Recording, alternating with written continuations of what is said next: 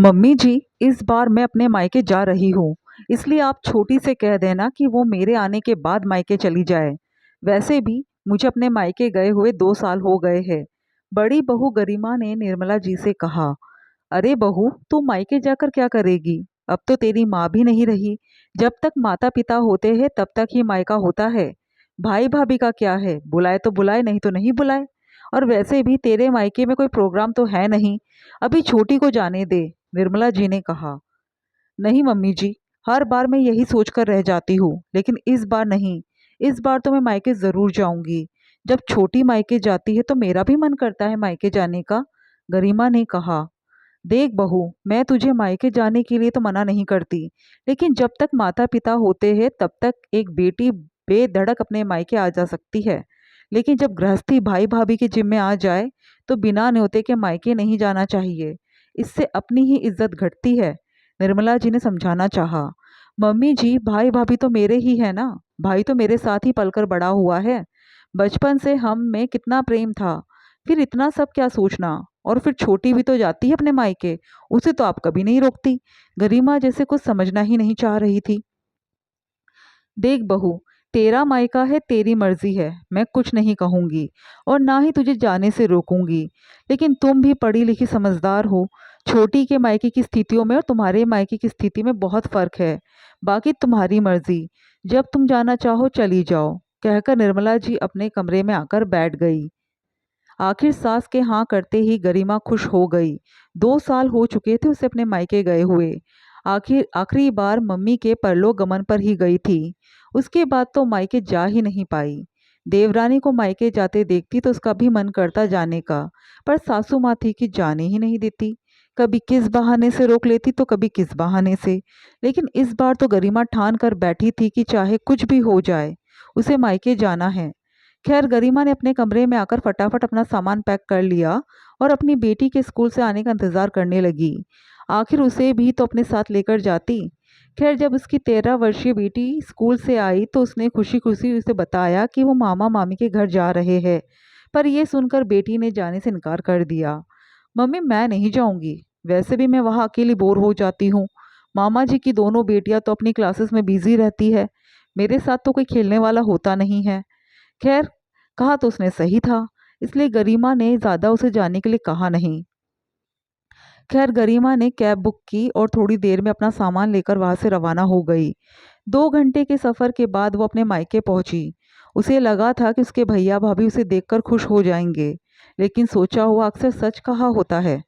उसे देखते ही भैया ने कहा, अरे गरिमा, आज अचानक कैसे आना हो गया? फोन भी नहीं किया तूने। भैया का सवाल सुनते ही गरिमा के चेहरे की खुशी गायब हो गई। हाँ भैया, वो आप लोगों से मिलने का बड़ा मन था, इसलिए बिना फोन किए ही आ गई। अच्छा अच्छा, अब आ गई हो तो बैठो आप, मैं चाय नाश्ता लेकर आती हूँ। वैसे हमारा बाहर जाने का प्लान था, अचानक भाभी ने कहा। फिर उसके साथ उसका सामान देखकर भाभी बोली, अरे आप क्या यहाँ रहने आई हो? भाभी के सवाल को सुनकर गरिमा सक पका गई। उसे लगा कि उसने बिना फोन किए अचानक आकर सबसे बड़ी गलती कर दी। लेकिन तभी भाभी बोली, वो क्या है ना कि मैं भी कुछ दिनों के लिए अपने मायके जा रही हूँ। काफी दिनों से प्लान बना रखा था, पर अब आप अचानक आ गई हो तो मुझे सोचना पड़ेगा। पर मम्मी, हम तो कहीं नहीं जा रहे थे। अचानक का प्लान बन गया। मैंने तो स्कूल में छुट्टी के लिए भी नहीं बोला, अचानक गरिमा की भतीजी ने कहा। उसकी बात सुनकर भाभी एक पल के लिए झेप गई। फिर उसे डांटते हुए बोली, अब क्या तुझे हर प्लानिंग बतानी पड़ेगी? अपने काम से मतलब रख, बड़ों की बातों में क्यों बीच में बोल रही है?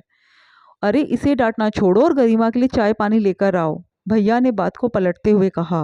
लेकिन गरिमा को सब समझ में आ रहा था। सचमुच उसने यहाँ आकर गलती ही की थी। खैर, उसने बात को पलटते हुए कहा, नहीं भाभी, मैं रुकने के लिए नहीं आई हूँ।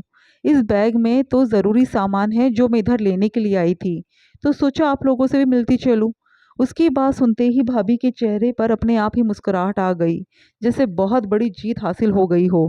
खैर, मुश्किल से आधा घंटा वहां रुककर गरिमा वापस अपने ससुराल रवाना हो गई। लेकिन एक बार भी भाई भाभी ने ये भी नहीं कहा कि तुम दोबारा आना। जब ससुराल पहुंची तो निर्मला जी बाहर हॉल में ही बैठी हुई थी।